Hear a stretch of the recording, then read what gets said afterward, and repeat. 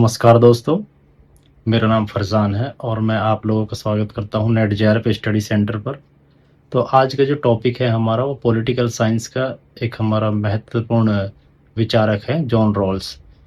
तो political science का जो पाश्चात्य राजनीतिक विचारकों में से आज हमारा जो टॉपिक रहेगा वो जॉन रॉल्स का रहेगा। तो आइए शुरू करते हैं हम अपनी सीरीज़ का जॉन रॉल्स।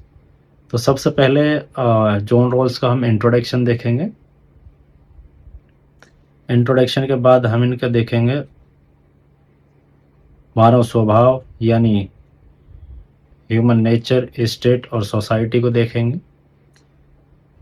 उसके बाद हम देखेंगे जॉन रॉल्स का न्याय सिद्धांत क्या है। न्याय सिद्धांत के बाद हम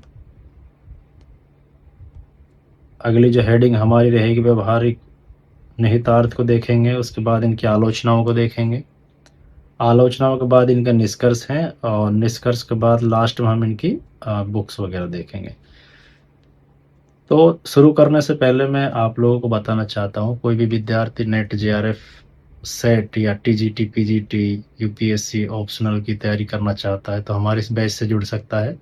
ये फ्री ऑफ कॉस्ट है सभी विद्यार्थियों के लिए और हमारा ये लक्ष्य रहेगा कि हम net JRF UPSC TGT PGT और जो सेट के जितने भी विद्यार्थी हैं उन सभी के लिए ये क्लासेस हमारी फ्री रहेंगी। और जो हमारे सोर्स हैं उसमें हमने सभी बुकों से अपना जो सोर्स का एक मटेरियल तैयार किया है जो सभी के लिए बेनिफिशियरी रहेगा। क्योंकि क्या है कि सभी विद्यार्थी या सभी जो तैयारी करने वाले विद्यार्थी हैं वो सभी चीज़ों को खरीद नहीं सकते या उनके पास सोर्सेस नहीं होते हैं, तो उनके लिए हमने ये निःशुल्क सुविधा उपलब्ध कराने की एक पहल की है। तो आइए शुरू करते हैं जॉन रॉल्स को। इंट्रोडक्शन देखते हैं इनका। जॉन रॉल्स 1921 से 2002 तक ये रहे थे। उसके बाद 20वीं शताब्दी के एक प्रसिद्ध अमेरिकी राजनीतिक दार्शनिक थे। ये क्या है? अमेरिकी राजनीतिक दार्शनिक हैं। उन्होंने आधुनिक उदारवादी राजनीतिक दर्शन के प्रमुख विचारकों में माना जाता है। उन्हें आधुनिकी उदारवादी राजनीतिक दर्शन के जो मुख्य विचारकों की श्रेणी में माना जाता है।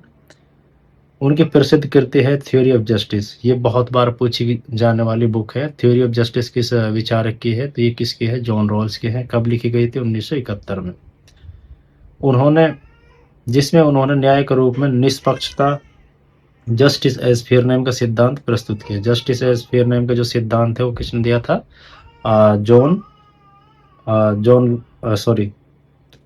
जॉन रॉल्स ने दिया था। और आगे देखते हैं हम। जॉन रॉल्स के अनुसार एक न्यायपूर्ण समाज की व्यवस्था ऐसे सिद्धांतों पर आधारित होनी चाहिए जिन्हें स्वतंत्र और सामान्य व्यक्ति निष्पक्ष परिस्थिति में स्वीकार कर सके। यानी जिन्हें स्वतंत्र और सामान्य व्यक्ति निष्पक्ष परिस्थिति में स्वीकार कर सके।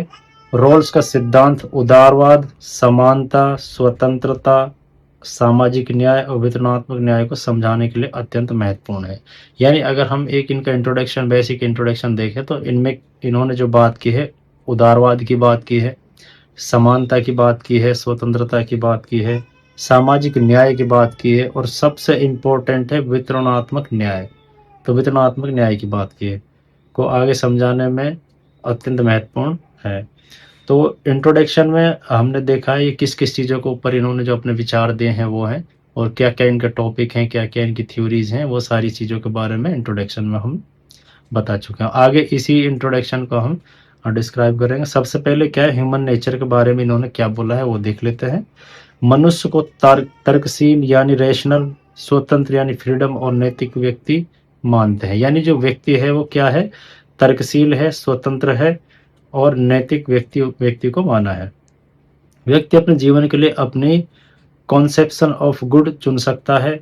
लोग अपने हितों को समझ सकते हैं लेकिन सामाजिक सहयोग के लिए फेयर टर्म्स ऑफ कॉरपोरेशन स्वीकार कर सकते हैं। रॉल्स के अनुसार व्यक्ति सेल्फ इंटरेस्टेड हो सकता है लेकिन वह न्याय के सिद्धांतों को स्वीकार करने में समक्ष है। यानी जो न्याय का सिद्धांत है व्यक्ति अपने रैशनलिटी के अनुसार उनको मानने को स्वीकार होता है या सक्षम है।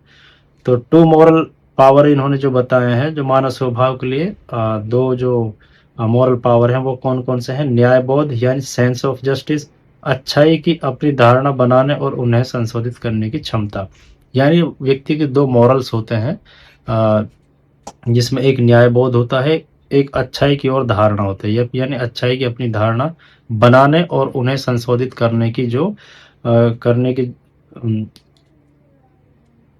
संशोधित करने की क्षमता। यानी अच्छाई की अपनी धारणा बनाने की और संशोधित करने की क्षमता है, जो ये दो उनके मॉरल्स होते हैं। तो व्यक्ति का स्वभाव कैसा है?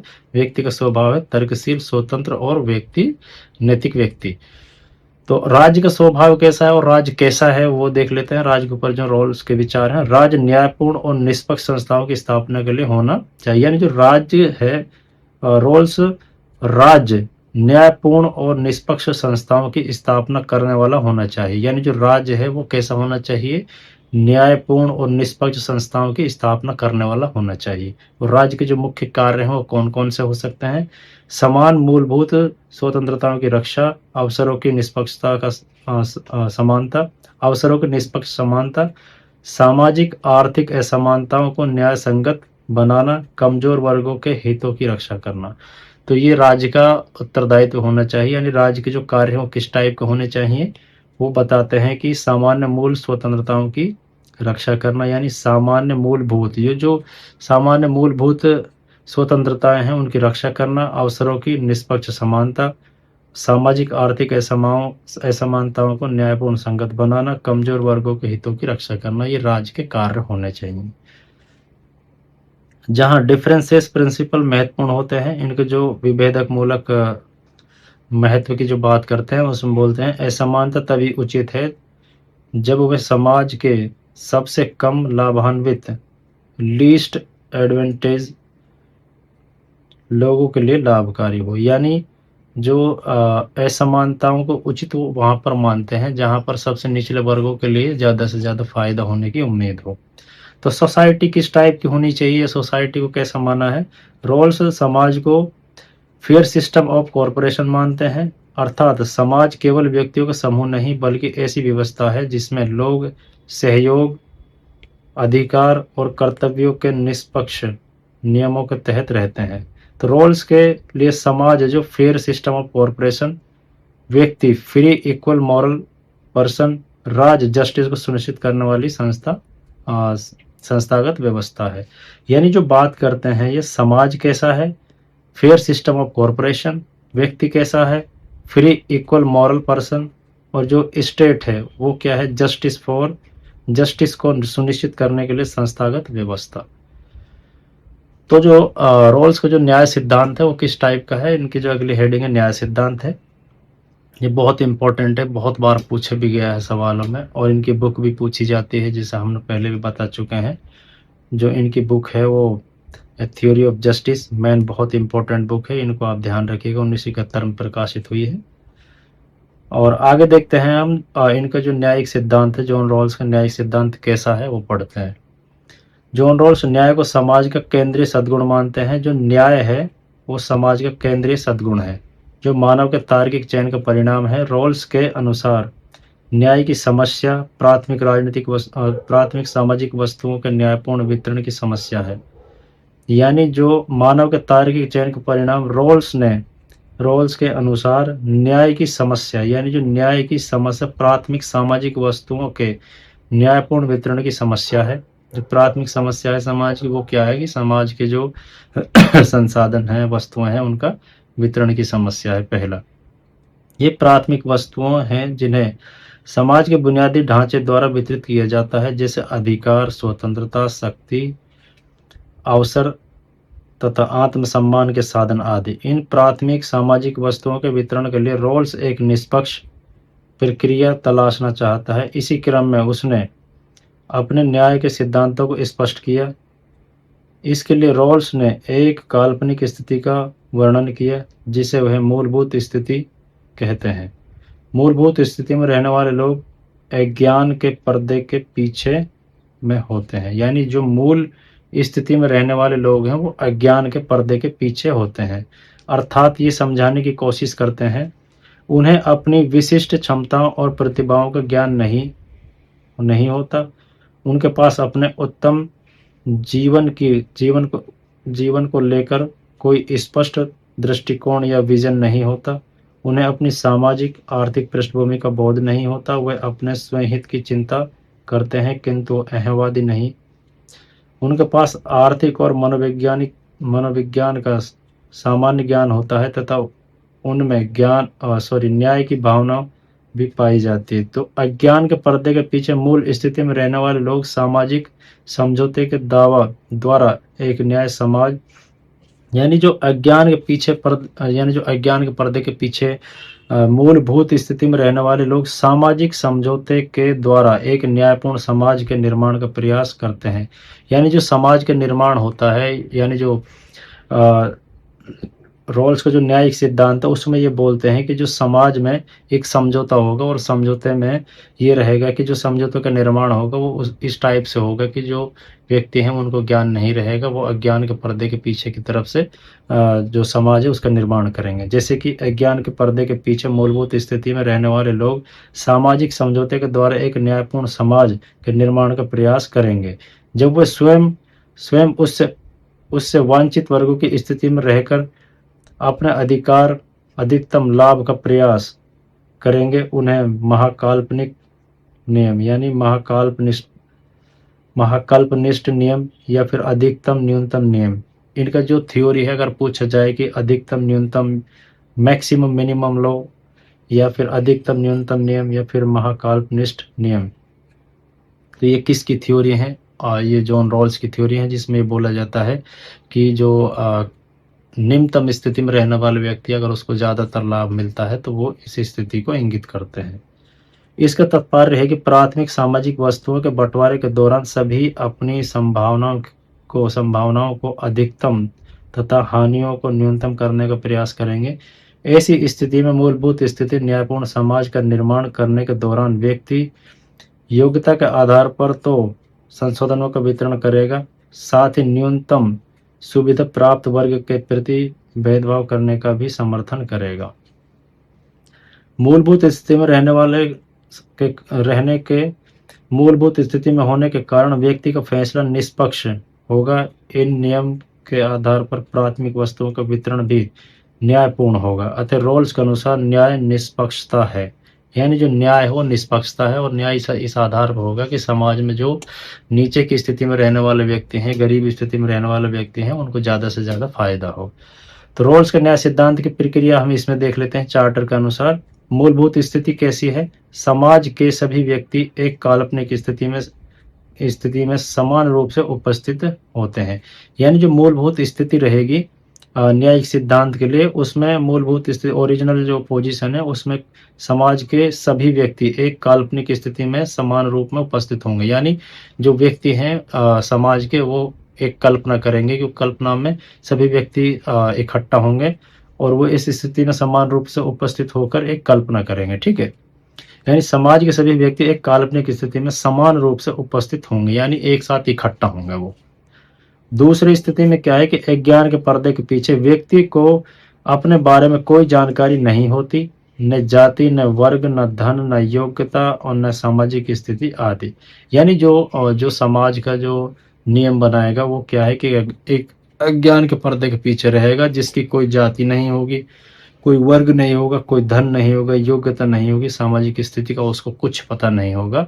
जो डिसाइड करेगा न्याय कैसा किस टाइप का होना चाहिए।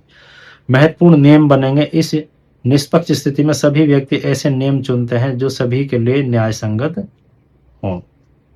तो यानी मूलभूत स्थिति में एक काल्पनिक स्थिति रहेगी जिसमें सभी व्यक्ति इकट्ठा होंगे। अज्ञान के पर्दे के पीछे यानी उनको ये नॉलेज ही नहीं है कि समाज में विषमता, समता, किसी की जाति, धर्म, लिंग वगैरह इनके बारे में उनको कुछ पता नहीं होगा, जो ये नियम बनाने की प्रक्रिया करेंगे। और उसके बाद एक महत्वपूर्ण नियम यह रहेगा कि इन निष्पक्ष स्थिति में सभी व्यक्ति ऐसे नियम चुनते हैं जो सभी के लिए न्याय संगत होंगे। तो वो एक ऐसे नियम बनाएगा जो सभी के लिए न्याय संगत होंगे। और सामाजिक समझौते द्वारा न्यायपूर्ण समाज, अब जो सामाजिक समझौता बनेगा उसमें न्यायपूर्ण समाज किस टाइप का रहेगा? चुने गए नियमों को सभी मिलकर स्वीकार करते हैं और एक न्यायपूर्ण सामाजिक व्यवस्था की स्थापना करते हैं। और ये जो नियम बनेगा अज्ञान के पीछे के पर्दे के पीछे जो नियम बनेगा वो सभी के लिए निष्पक्ष रहेगा और एक ऐसा उसको सभी स्वीकार करेंगे और न्यायपूर्ण सामाजिक व्यवस्था की स्थापना करेंगे। निष्पक्ष न्याय का अर्थ यहाँ है कि इन सिद्धांतों के आधार पर ऐसा समाज निर्मित होगा जहां स्वतंत्रता, समानता और न्याय सुनिश्चित होती है। तो ये एक समझौता बनेगा और समझौते के 5 चरण बताए हैं। जैसे पहले चरण में मूलभूत स्थिति, एक काल्पनिक समाज, और उसके बाद अज्ञान का पर्दा। जो नियम बनाने वाले व्यक्ति हैं उनको ये नहीं पता रहेगा कि समाज के वो किस आधार पर नियम बना रहे हैं, मतलब समाज की जो इस परिस्थिति है या फिर ऊंच नीच है, जाति, धर्म, लिंग वगैरह, उनके बारे में उनको कोई पता नहीं रहेगा। उस हिसाब से नियम बनाएंगे, सोचेंगे, महत्वपूर्ण नियम बनेंगे। बनने के बाद वो न्याय संगत रहेंगे सभी के लिए। सामाजिक समझौता बनेगा जिसमें सभी उसको स्वीकार करेंगे और एक सामाजिक व्यवस्था उत्पन्न होगी। उसके बाद निष्पक्ष न्याय में सभी के लिए स्वतंत्रता, समानता और एक न्याय सुनिश्चित होगा। रोल्स के अनुसार मूलभूत स्थिति में रहने वाले लोग निष्पक्ष न्याय के अंतर्गत निम्नलिखित 2 सिद्धांतों पर सहमत होंगे। यानी जो मूल स्थिति में रहने वाले लोग हैं, यहाँ जो हम बात करते हैं मूल स्थिति, ठीक है, पहली वाले मूल स्थिति में रहने वाले लोग निष्पक्ष न्याय के अंतर्गत निम्नलिखित 2 सिद्धांतों पर सहमत होंगे, जिसमें पहला न्याय सिद्धांत रहेगा, इसे समान स्वतंत्रता का सिद्धांत कहते हैं। इसके अंतर्गत प्रत्येक व्यक्ति को उस सीमा तक स्वतंत्रता दी जाएगी जहां तक अन्य लोगों की स्वतंत्रता को बाधित न करे। इसे स्वतंत्रता की समानता भी कह सकते हैं।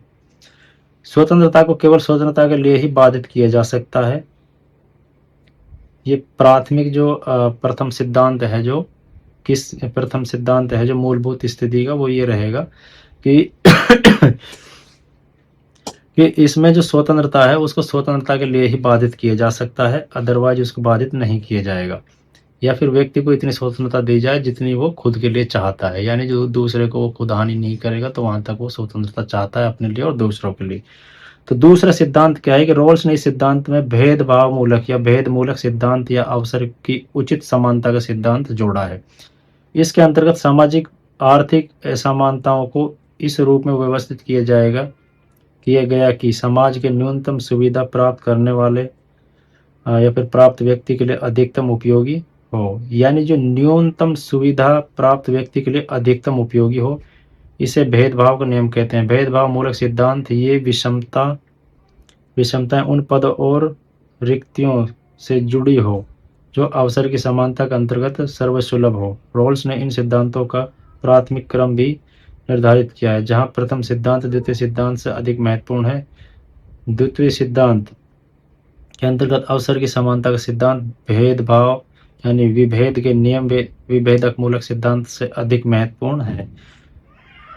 भेदभाव मूलक सिद्धांत यह मांग करता है कि प्राथमिक वस्तुओं के समान वितरण में किसी भी तरह की छूट को तभी उचित ठहराया जा सकता है यदि उसके न्यायपूर्ण स्थिति में रहने वाले लोगों की स्थिति या फिर रहने वाले लोगों को अधिकतम लाभ प्राप्त हो सके। तो ये कहने की कोशिश यहाँ ये करते हैं कि जो सामाजिक समझौता होगा वो इस आधार पर होगा कि जिसमें मूलभूत स्थिति है वो निष्पक्ष रहेगी। अब जैसे इसमें पहला है जो पहली स्वतंत्रता है, उसको स्वतंत्रता के जो इसमें 2 समझौते होंगे।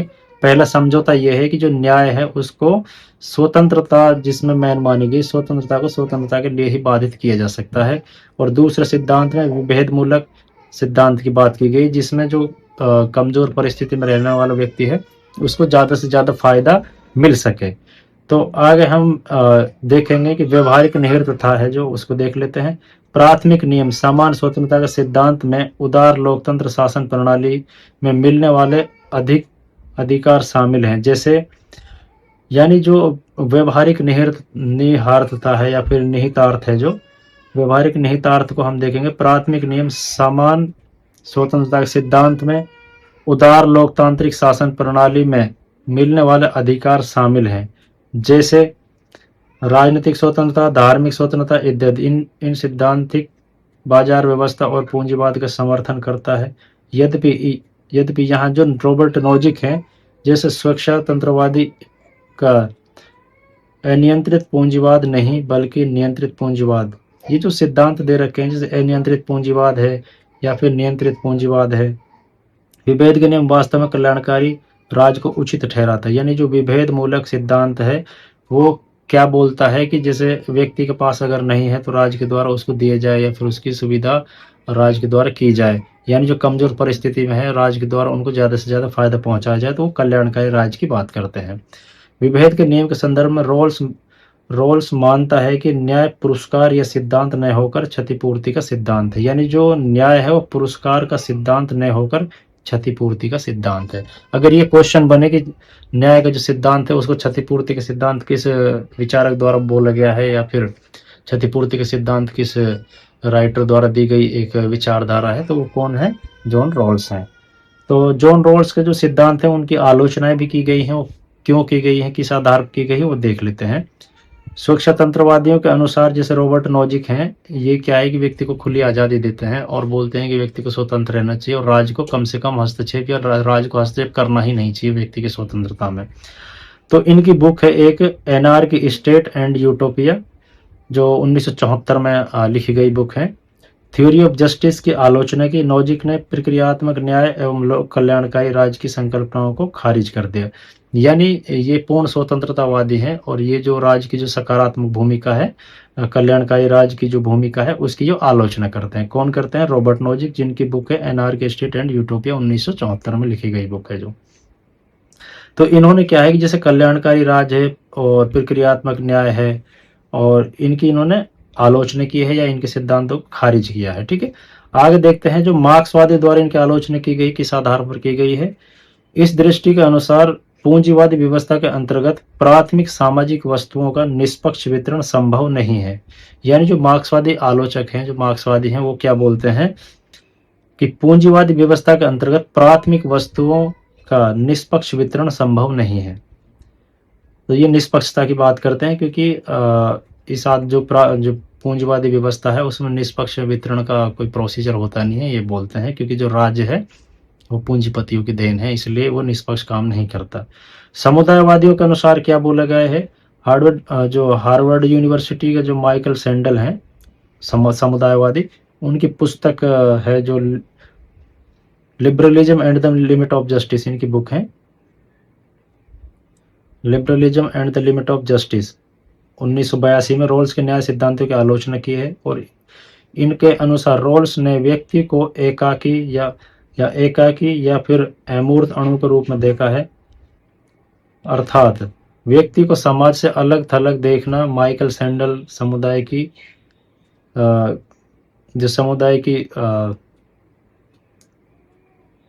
गलाई को व्यक्ति के अधिकारों से पहले मानते, यानी ये कहने के बाद माइकल जो सैंडल हैं समुदायवादी हैं, और समुदाय ये बोलते हैं कि जो व्यक्ति है वो समुदाय के द्वारा उनकी महत्वता है, यानी जो समाज है उसको पहले माना जाए, यानी समुदाय को पहले माना जाए, और जो व्यक्ति की जो सिंगल इकाई है उसको समुदाय के बाद में माना जाए। यानी ये जो जॉन रॉल्स हैं व्यक्तिवादी हैं, व्यक्ति को ज़्यादा महत्व देते हैं, लेकिन जो माइकल सैंडल हैं वो समुदाय को ज़्यादा महत्व देते हैं। जॉन रॉल्स ने द लॉ ऑफ पीपल्स में यह लिखने का प्रयास किया है कि उदारवादी समुदाय व्यवस्था के माध्यम से अंतर्राष्ट्रीय व्यवस्था को निर्मित किया जा सकता है। यानी जो इनकी बुक है जॉन रॉल्स की दूसरी, द लॉ ऑफ पीपल्स, इसमें क्या है कि उदारवादी सामाजिक व्यवस्था के माध्यम से अंतर्राष्ट्रीय व्यवस्था को निर्मित किया जा सकता है। यानी ये बोलते हैं अंतर्राष्ट्रीय व्यवस्था को निर्मित किया जा सकता है। द लॉ ऑफ पीपल में रॉल्स का आशय है कि अधिकार तथा न्याय से संबंधित एक विशेष राजनीतिक अवधारणा जो अंतर्राष्ट्रीय कानून और अभ्यास के सिद्धांतों तथा मापदंडों पर लागू हो सके। मानवाधिकारों का सम्मान करना चाहिए और विपरीत परिस्थिति में रहने वाले लोगों को सहायता करनी चाहिए। यानी मानवाधिकारों की बात करते हैं ये। और दूसरा जो इनकी आलोचना होती है, आलोचना हमने यहाँ पर देख ली, और यहाँ पर ये बात करते हैं अंतर्राष्ट्रीयवादी जो व्यवस्था है उसकी बात करते हैं, लेकिन जो हकीकत में ऐसा नहीं होता है। और एक ये जैसे मानवाधिकारों का यहाँ पर जो अंतर्राष्ट्रीय कानून की बात करते हैं और अभ्यास के सिद्धांतों तथा मापदंडों पर लागू हो सकते हैं। क्या हो सकते हैं? ये जो उदारवादी समाज की व्यवस्था है वो लागू हो सकती है, ये बात करते हैं। ठीक है, निष्कर्ष में देख लेते हैं जॉन रॉल्स का जो निष्कर्ष है। तो जॉन रॉल्स के निष्कर्ष में है जस्टिस एज फेयरनेस सिद्धांत आधुनिक उदारवादी राजनीतिक दर्शन में अत्यंत महत्वपूर्ण है। रॉल्स के अनुसार न्यायपूर्ण समाज वह है जिसमें सभी व्यक्तियों को समान मूलभूत आवश्यकताएं या फिर स्वतंत्रताएं, निष्पक्ष अवसर यानी सभी व्यक्तियों को समान मूलभूत स्वतंत्रता, निष्पक्ष अवसर, सामाजिक आर्थिक असमानताओं की स्थिति में सबसे कम लाभान्वित वर्गों के हित में सुधार सुनिश्चित किया जाए। उनकी ओरिजिनल पोजीशन और विल ऑफ इग्नोरेंस की जो अवधारणा है उसके अनुसार ही क्या बोलते हैं वो देख लेते हैं। ये सुनिश्चित करती है कि न्याय के सिद्धांत किसी व्यक्ति की जाति, वर्ग, लिंग, संपत्ति या फिर सामाजिक स्थिति के पक्ष में न बनाए जाएं। इस प्रकार रोल्स ने स्वतंत्रता और समानता के बीच संतुलन स्थापित करने का प्रयास किया और न्याय को केवल समान वितरण नहीं बल्कि न्याय के रूप में या फिर निष्पक्ष के रूप में प्रस्तुत किया है। यानी कहने का मतलब ये है कि जो इनका कंक्लूजन है या फिर इनका निष्कर्ष ये है कि जो समाज की जो परिस्थितियां हैं या फिर ऐसे कानूनों के अनुसार हो कि जिसमें सभी व्यक्ति समान हो, या फिर जो कानून बने वो इस आधार पर बने कि जिसमें दोनों सभी व्यक्तियों को एक समान स्वतंत्रता और समानता दी जाए। और दूसरा जो इनके कानून बने उसमें जो कम नीचे की स्थिति में रहने वाले व्यक्ति हैं उनको ज़्यादा से ज़्यादा फायदा हो। तो आगे देखते हैं रोल्स के न्याय सिद्धांत स्वतंत्रता, समान अवसर, सामाजिक न्याय के संतुलन पर आधारित है, जस्टिस एज फेयरनेस पर इनके आधारित है सारी चीजें। ठीक है, तो आइए इनकी कुछ बुकें देख लेते हैं। इसकी जो बुक है, पहली बुक है जो थ्योरी ऑफ जस्टिस, बहुत इंपॉर्टेंट बुक है, बहुत बार पूछी भी जाती है। मैं बार बार इसीलिए बोल रहा हूँ कि इसको आप ध्यान रखें। जस्टिस एज फेयरनेस भी इनकी बुक है। जो सबसे इंपॉर्टेंट है जस्टिस थ्योरी ऑफ जस्टिस, जो 1971 में लिखी गई बुक है।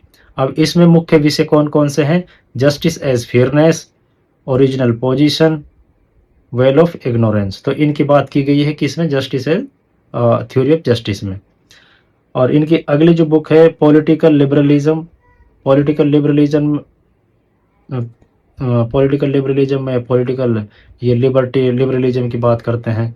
और अगली जो बुक है पॉलिटिकल लिबरलिज्म निबंध है इनका, जिसमें justice as fairness, political not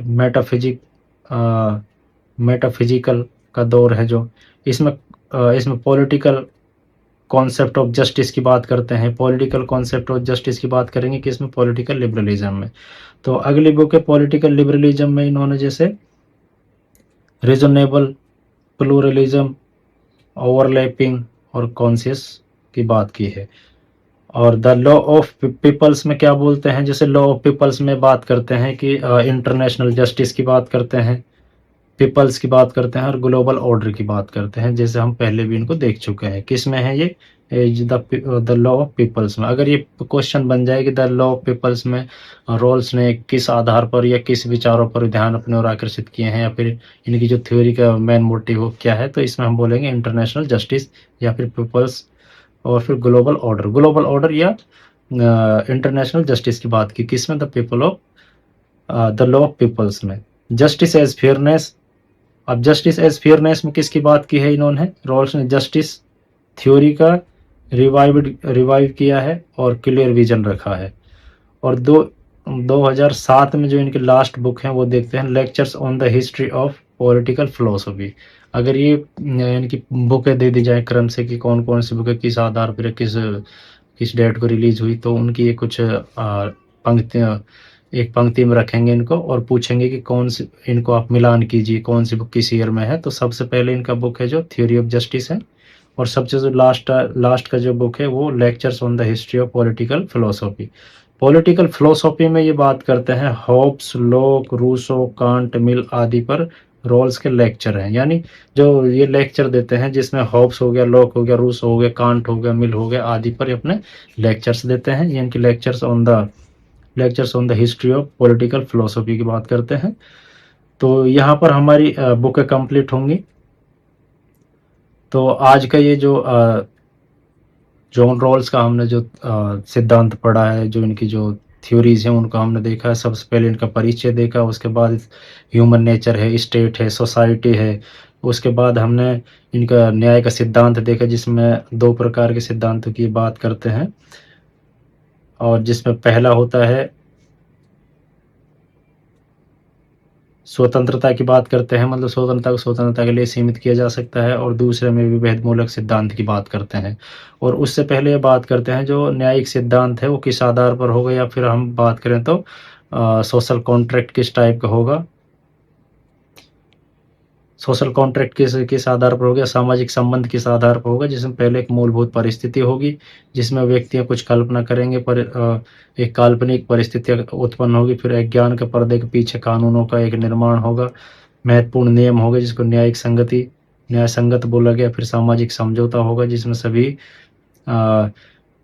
जिसमें चुने हुए नियम सभी को मिलकर स्वीकार करने होंगे और न्यायपूर्ण सामाजिक व्यवस्था का निर्माण होगा, और सबसे मेन इम्पोर्टेंट चीज है निष्पक्ष न्याय, जिसमें स्वतंत्रता, समानता और न्याय को सुनिश्चित किया जाएगा। तो उसके बाद हमने व्यवहारिक निहर्तता देखी। उसके बाद आलोचनाओं में हमने रॉबर्ट नोजिक को देखा, ये स्वतंत्रवादी हैं। उसके बाद हमने मार्क्सवादी विचारकों को देखा, वो किस आधार पर इनकी आलोचना करते हैं। माइकल सैंडल जो समुदायवादी हैं, वो किस आधार पर इनकी आलोचना करते हैं। अब जैसे रॉबर्ट नोजिक का बुक है the anarchy state and utopia 1974 में। उसके बाद फिर हमने माइकल सैंडल जो समुदायवादी उनकी बुक को देखा, the liberalism at the limit of justice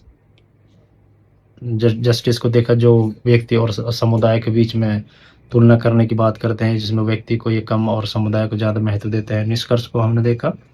निष्कर्ष के बाद इनकी मेन इंपॉर्टेंट जो बुक हैं वो उसमें से जब थ्योरी ऑफ जस्टिस 1971, और उसके बाद अगर हम दूसरा इंपॉर्टेंट बुक देखें तो द लॉ ऑफ पीपल्स हैंड की 1999 में रिलीज हुई, जिसमें इंटरनेशनल जस्टिस की बात करते हैं, ग्लोबल ऑर्डर की बात करते हैं। और लास्ट इनका जो lectures on the history of philosophy है, जिसमें हॉब्स, लॉक, रूसो, कांट, मिल की बात करते हैं ये, तो इनकी थ्योरी ऑफ लेक्चर देते हैं। तो आज के टॉपिक हमारे यहाँ समाप्त होता है। आई होप कि ये शॉर्ट वीडियो आप लोगों को पसंद आया होगा। अगर ये वीडियो आप लोगों को पसंद आया है तो आप इसको ज़्यादा से ज़्यादा लाइक करें, शेयर करें, कमेंट करें और हमारे चैनल को सब्सक्राइब करें, क्योंकि आने वाली वीडियो ज़्यादा से ज़्यादा आप लोगों तक पहुँचे। तो बेल आइकन को ऑन करें आप। तो थैंक यू सो मच। जय हिंद, जय भारत। हमारे